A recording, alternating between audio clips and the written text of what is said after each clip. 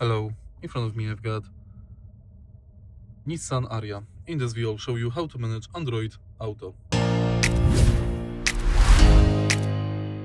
Firstly, make sure that your system is updated to latest version, because if it's not, you will have to use Android Auto via cable.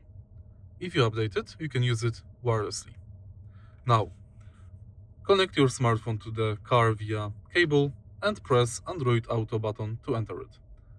Here you can manage all Google apps, Messenger, banking accounts, WhatsApp, Google Map, YouTube, and more. You can also go to settings,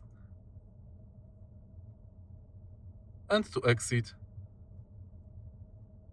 Android Auto, press Nissan button. If you found this video helpful, please leave like, comment, and subscribe.